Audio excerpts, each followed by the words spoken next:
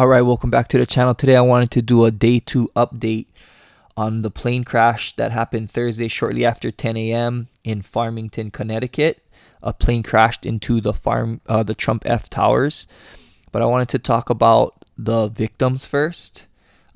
So William Patrick Oleary, 55 years old, he was one of the pilots. I couldn't find his picture. But 57-year-old Mark Morrow from Danbury, he was the captain on the left. And then you have the two passengers. They were a married couple, Dr. Courtney Haviland. She was 33 years old, out of Boston, Massachusetts. She was a pediatrician for Massachusetts General Hospital. Her husband in the center is Dr. William Shrauner. He's 32 years old, studied internal medicine. So they both went to Weill Cornell Medical College of Cornell University. And they both are from Boston, Massachusetts. So kind of wanted to just go over them because a lot of times I feel like we get so wrapped up on the crash and the fire and people want to know about that we forget that there were 4 lives in that aircraft. So I want to take some time to go over them. And, the police lieutenant Tim McKenzie said our hearts go out to the family members of the 2 pilots and passengers on the plane. And I also think about, these were doctors, so, they're the children that were affected. She was a pediatrician, and then they all had people that they served, regularly. So just sorry to all of them and their family members.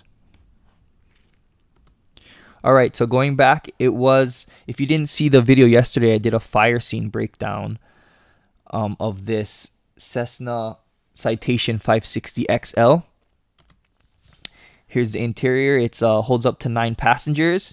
It's a Pratt & Whitney engine, PW545B. It holds up to 6,790 pounds or a little over 1,000 gallons of fuel, and it can go up to close to 500 miles per hour. So today was the NTSB portion. Yesterday we had the fire scene. It went out, posted that video. And today the NTSB are basically coming here to document the scene. They're going to gather perishable evidence because you got weather, it could rain. So they want to gather as much as they can while it's still fresh. They're going to look at the ground scars. They're going to interview witnesses that were around that saw it to kind of get a better picture.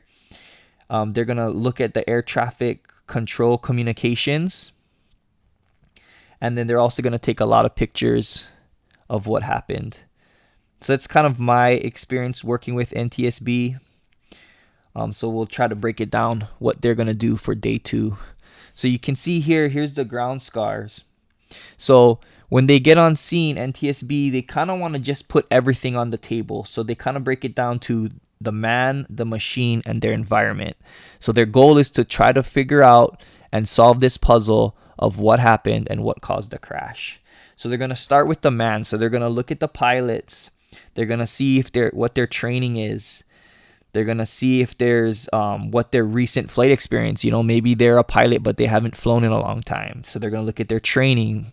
How often do they fly? And also they're going to look at their medical history because they want to see, maybe it was something medical happened. What if they had a heart attack or something before, which caused them to crash the plane. So anything that could have caused the pilot to not safely operate that aircraft, they're going to be looking into. So you can see the ground scars here. I mean, these aircraft are really fast. You could see the speed. They must have had a lot of speed to hit the dirt and continue that long distance. A lot of debris everywhere, and the aircraft is totally destroyed. So next, they're going to get a closer look at the aircraft. They want to look at the machine. So they want to look at the maintenance records of the aircraft. Any pre-impact failures or structural failures, or was there any reports or history of this aircraft having problems in the maintenance shop? Maybe there was a fire before the crash. They're going to try see maybe there was a fire before that could have caused the plane to go down. And then also they're going to look into the environment itself. So what was the weather like that day? Were they flying during the day? Were they flying at night? What was the winds like?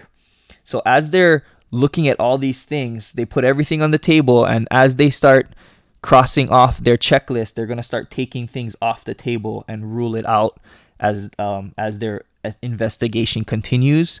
And then they're going to narrow everything down till they get kind of a good general idea based off of all the evidence of what happened, and then they're going to make their decision on the cause of the crash.